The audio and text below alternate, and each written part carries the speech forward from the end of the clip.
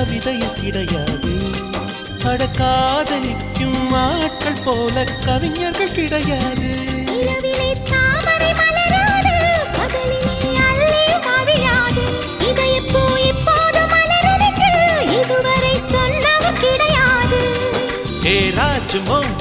ரம்பா ரம்பா உன்னை எடக்கெட தங்கம் தர துடிக்கும் நெஞ்சம். கைகள் தொடாமல் கண்களால் நெஞ்சை பந்தாடினாய்.